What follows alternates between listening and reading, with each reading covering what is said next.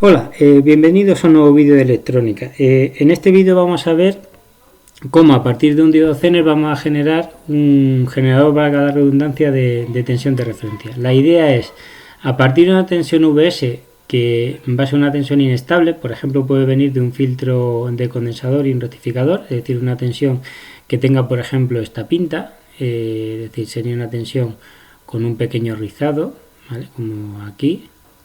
¿Vale? Este sería el origen de coordenadas. ¿De acuerdo? Mi pulso no es nada bueno, perdonad. Vamos a suponer que tenemos, por ejemplo, pues por poner valores, pues aquí tengo 10 voltios y 9 voltios, es decir, un rizado de 1 voltio. Y yo quiero generar una tensión estable de, por ejemplo, 5 voltios. Es decir, yo quiero generar una tensión continua de 5 voltios. ¿Vale? No me ha salido muy continuo, pero no, el pulso mío es muy malo. Bien, eso se puede hacer con este circuito. Esto es un diodo Zener donde yo tengo aquí una resistencia que ahora veremos cómo se diseña, y luego aquí tengo una resistencia de una carga que, esta resistencia que modela la carga, que normalmente será variable. Esto normalmente no será una resistencia, será, pues yo que sé, un circuito electrónico, por ejemplo un MP3, un amplificador o algo así. Y yo quiero tener aquí una tensión estable, es decir, una tensión de 5 voltios. Entonces, ¿cómo funciona esto? Pues muy sencillo. Si yo consigo que por el diodo Zener pase una corriente IZ mayor que la IZK, recordar que la característica de un Zener, la voy a dibujar aquí, la característica de transferencia, en este caso, como lo hemos dibujado al revés, esta sería la VZ y la I sub Z, pues aquí tendríamos la caída de 0,7, que no usamos porque el diodo este nunca va a conducir, siempre va a conducir al revés. Entonces yo lo que quiero es mantener el diodo en la zona de regulación, ¿vale? Y recordar que se mantiene en la zona de regulación siempre y cuando la intensidad que pasa por el diodo sea mayor que la IZK, es decir, estemos en esta zona aquí, que es lo que llamamos zona de regulación, ¿vale? Entonces, ¿cómo se consigue eso? Pues se consigue simplemente haciendo que esta intensidad I sub R sea mayor que la I sub L que va a venir por aquí. ¿Vale? Esta I sub L va a ser variable, entonces cuando tenga poca I sub L, la I sub R se vendrá toda por el Zener, y cuando tenga mucha I sub R, mucha I sub L, parte de la I sub R se vendrá por aquí, pero parte tiene que venir por aquí, porque si dejo este Zener sin intensidad, obviamente nos salimos de la zona de regulación, nos metemos por aquí por esta zona, el Zener se apaga y ya es como si no estuviera y te has quedado sin la tensión de regulación, es decir, te has quedado ya con un divisor de resistencia, que eso no funciona. Entonces, ¿cómo se diseña esta resistencia? Bueno, pues si queremos hacer un diseño lo más fino posible, recordar que el Zener, cuando está trabajando en regulación, es equivalente a una batería y una resistencia. Entonces he dibujado aquí el esquema equivalente, ¿vale? Entonces, recordar, por aquí tengo una I sub R, por aquí tengo una I sub Z, y por aquí tengo una I sub L que será variable, porque esta resistencia modela una carga variable. Entonces, si miramos las ecuaciones, pues simplemente la I sub R será pues la VS, que es la tensión que tenemos aquí, menos la tensión que hay en este punto. Y esta tensión es la VZ0 más la I sub Z por la RZ, ¿vale? Y luego, por otro lado, aplicando Kirchhoff, tenemos que la I sub R será igual a la I sub L más la I sub Z, ¿vale? Y lo que tiene que ocurrir siempre, es decir, el criterio de diseño es que la I sub Z, o sea, la I sub Z ha de ser siempre mayor que la IZK. Siempre. Porque si en algún momento no lo es, pues no hemos caído con todo el equipo, porque el diodo se nos apaga y ya esto desaparece. Y tenemos un divisor de resistencia. Bien, ¿cuál será el caso más desfavorable? ¿Vale? El caso más desfavorable, lo vamos a poner aquí, caso más desfavorable,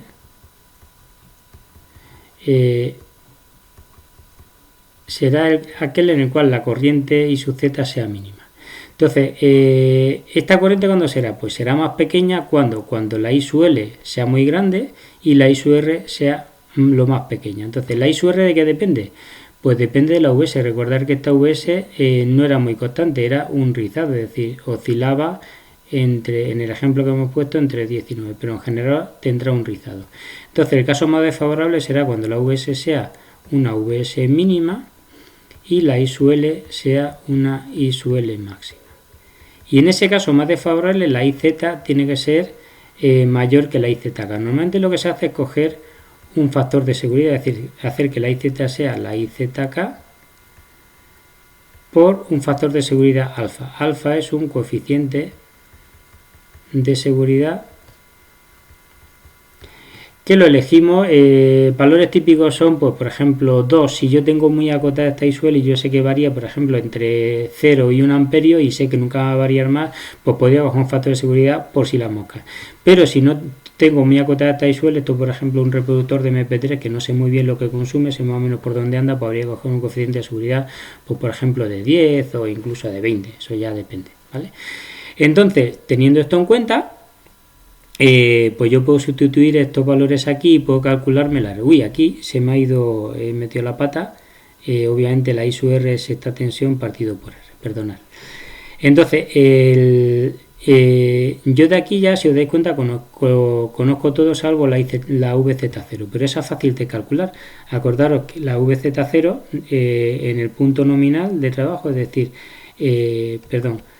la tensión en el Zener en el punto nominal, por ejemplo, que el que nos da el fabricante, será la VZ0 más la I sub Z nominal por la RZ, ¿vale? Entonces de aquí ya también tenemos todos los valores porque la RZ no la suele dar el fabricante.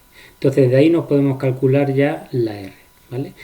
Vamos a hacer un ejemplo con números, pues para que quede todo un poquito más claro, que siempre al hacer los ejemplos numéricos yo creo que las cosas quedan más claras. Entonces, vamos a suponer que yo quiero que la tensión de salida sea 5 voltios, como decíamos antes. Yo voy a la tienda y le digo al tendero, bueno, me da un Zener de 5 voltios, y él dirá, venga, pues tenga usted, aquí tiene un Zener con las características de una tensión de Zener de 5 voltios y una intensidad de Zener de 1 amperio. Incluso nos dará la potencia y nos dirá que, por ejemplo, es pues 2 vatios, por poner números redondos. Y también nos podrá decir que la resistencia del Zener, la resistencia dinámica está de aquí, pues es, por ejemplo, 0,1. Estas resistencias suelen ser chiquititas, porque si no, si esta resistencia fuera grande, pues ya veremos que esta tensión no sería muy estable, ¿vale? Entonces, con estos datos, yo me puedo calcular la VZO. Es decir, si yo me vengo aquí, la VZ0 pues será igual a la tensión nominal del Zener menos la intensidad nominal por la RZ, que en este caso serían 5 voltios menos 1 amperio por 0,1 ohmio, total 4,9 voltios. Y si este es el valor de la VZ0. Y con esto ya nos podemos calcular la resistencia R, que al final es lo que yo tengo que diseñar en este circuito, aparte del Zener, que es fácil de diseñar porque buscarlo de la tensión y la intensidad que necesite. Entonces, si yo sustituyo por aquí todos los valores e igualo estas dos ecuaciones, pues me voy a venir aquí un poquito más abajo, me va a quedar que que me quedo sin sitio, me pongo aquí, en este cuadrito. Me quedará que la I sub L, estamos en el caso más desfavorable, la I sub L máxima más la IZK por alfa, que es la IZ mínima, será igual, vamos a ponerlo aquí, esta es la IZ mínima, pues esto será igual a VS mínima menos la VZ0 más la I sub Z RZ partido por R, ¿vale? Y de aquí yo ya me despejo la R. Me venimos aquí un poquito más para arriba. La R pues será igual a la VS mínima menos la VZ0 más la I sub Z RZ partido por la IL máxima más la IZK por alfa. Y entonces vamos a usar un alfa de 10, pues si sustituyo ya aquí valores, pues esto habíamos dicho que eran 9 voltios menos, esto eran 4,9 voltios más la I sub Z, la I sub Z, la I sub ZK, perdón, esto es I sub Z, un momentito, la I sub ZK por alfa, esto era I sub Z, perdón, voy a borrar aquí un poquito que se me ha ido un poco, o sea, aquí está, estamos en el caso mínimo, que es la IZK alfa por la RZ, perdonar el desliz, ¿vale? Entonces esto sería la IZK, que nos la tiene que decir también el fabricante, se me ha olvidado antes. Vamos a suponer que el fabricante nos dice que la IZK es 1 miliamperio, pues esto sería 1 miliamperio por 10 por 0,1 ohmio, y esto partido por la IL máxima. Aquí sí la había puesto bien, la IL máxima es, habíamos dicho que era 1 amperio, más la IZK, que es 1 miliamperio por 10. Y esto, si hacéis las cuentas, pues sale 4,05 ohmios. Si os dais cuenta, una resistencia grandecita, porque como estamos manejando corriente de amperios, pues tiene que ser así, ¿vale?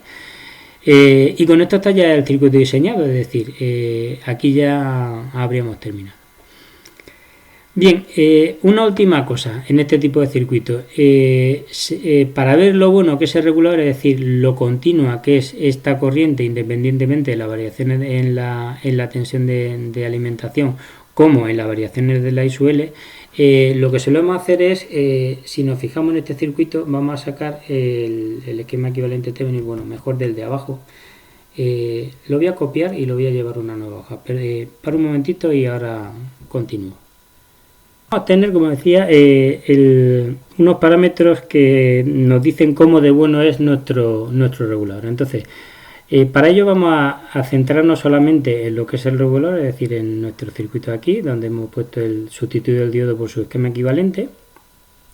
Y vamos a calcular el esquema equivalente Thevenin de aquí, es decir, el esquema equivalente Thevenin pues tendrá una tensión de Thevenin, VTH, y una resistencia de Thevenin, RTH. La resistencia de Thevenin es fácil de ver, si pasivamos la fuente pues será la RZ en paralelo con la R, ¿vale?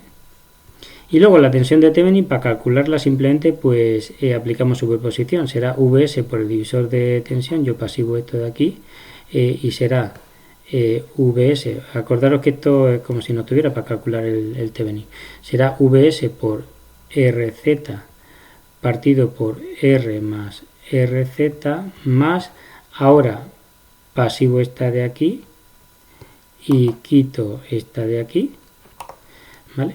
Y tendremos aquí la V Z0 por la R partido por R más RZ, ¿vale? Con lo cual, la tensión de salida VO, cuando yo conecto aquí una carga RL y me sale una I sub L, que recordar que es variable, ¿vale? ¿Cuánto vale la tensión de salida aquí VO? Pues la VO será la tensión de Thevenin, que es lo que hemos puesto antes, Vs por RZ partido R más la RZ, más la VZ0 por R partido R más la RZ, menos la caída de tensión de esta resistencia, la RZ en paralelo con R por la I sub L. Entonces, la regulación de línea, vamos a empezar por ahí, se define, la regulación de línea se define como el incremento de la tensión de salida con respecto al incremento de la tensión de entrada, es decir, cómo cambia la tensión de salida cuando cambia la VS. Esto me dice cómo de bueno el regulador filtrando el rizado que tendremos aquí en la VS, ¿vale? Cuanto más pequeño sea, mejor. Esto es simplemente la pendiente de esta ecuación, es decir, es simplemente este coeficiente, es decir, ¿cuánto varía la V o cuánto varía la VS? Pues será este valor, porque la VZ0 se supone que es constante y aquí la I sub L no está cambiando solo la VS, con lo cual esto será la RZ partido por R más RZ. Y esto nos interesa que sea muy pequeño, es decir, interesa por tanto que la RZ sea mucho menor que la R. lo cual ocurrirá siempre, pero no siempre. Fijaros que antes la R era 4 ohmios y la RZ en el ejemplo que hemos visto era 0,1 ohmio. Bueno, pues más o menos era 40 veces menor, no vale. Pero si por ejemplo esta RZ hubiera sido de 1 ohmio, pues ya lo hubiéramos liado, porque la regulación de línea sería muy pobre, ¿vale? Es decir, esto nos interesa que sea muy pequeño para que la VO no dependa de la VS. Idealmente debería ser 0. Bien, y luego tenemos la regulación de carga, que la regulación de carga se define como el incremento de la VO cuando hay un incremento en la I sub L. Y si os fijáis es simplemente este parámetro de aquí, es decir, es menos la RZ en paralelo con la R. Y nuevamente interesa que la RZ sea mucho menor que R, es decir, si la RZ es pequeña, pues entonces esto será pequeño y desde luego tiene que ser más pequeño que R. ¿De acuerdo? Entonces normalmente, como hemos dicho, las RZ son pequeñas, con lo cual esta regulación será pequeña. Entonces tendremos un buen regulador, ¿vale? Y eso es todo. Normalmente con estos dos parámetros definimos cómo de bueno es nuestro generador. Y nada más. Espero que os haya gustado el vídeo. Adiós.